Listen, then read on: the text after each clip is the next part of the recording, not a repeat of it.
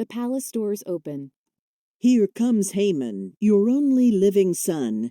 Is he grieving the fate of Antigone, his bride, bitter that his marriage hopes are gone? We'll soon find out, more accurately than any prophet here could indicate. Enter Haemon from the palace.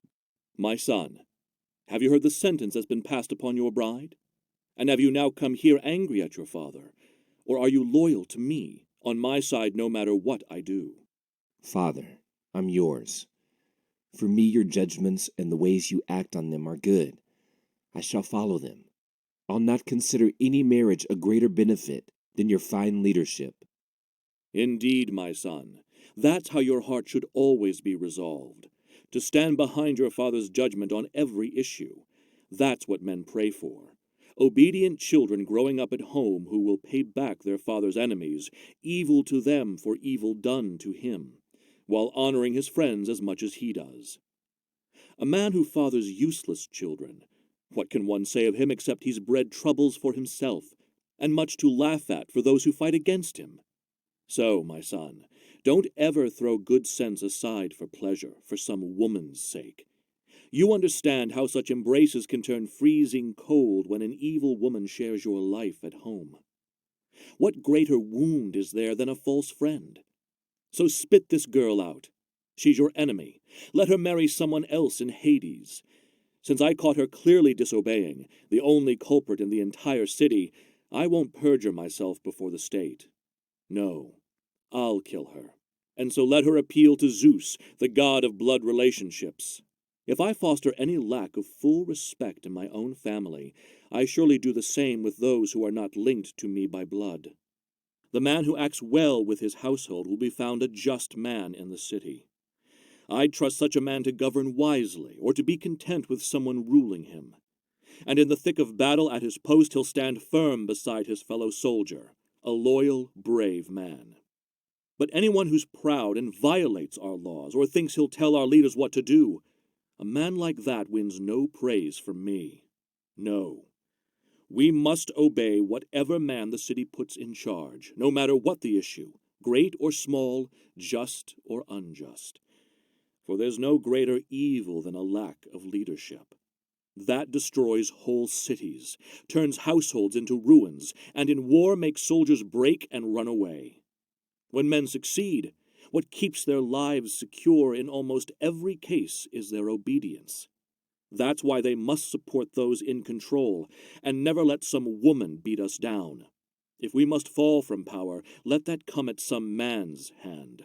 At least we won't be called inferior to any woman. Unless we're being deceived by our old age, what you've just said seems reasonable to us. Father, the gods instill good sense in men, the greatest of all the things which we possess. I could not find your words somehow not right. I hope that's something I never learned to do. But other words might be good as well.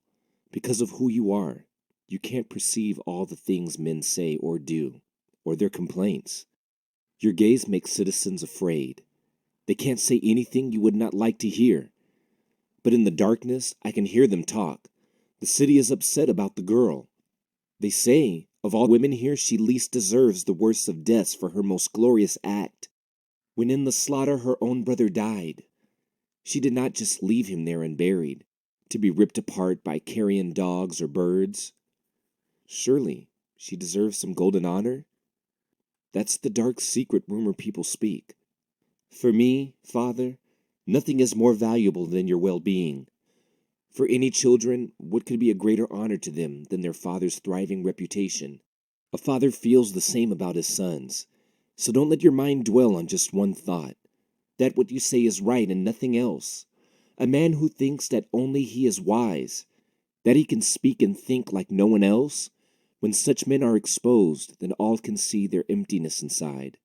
For any man, even if he's wise, there's nothing shameful in learning many things, staying flexible.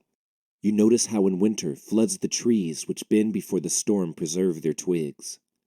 The ones who stand against it are destroyed, root and branch. In the same way, those sailors who keep their sails stretched tight, never easing off, make their ship capsize. and from that point on, sail with their rowing benches all submerged. So in your anger, permit yourself to change. For if I, as a younger man, may state my views, I'd say it would be for the best if men by nature understood all things. If not, and that is usually the case, when men speak well, it's good to learn from them.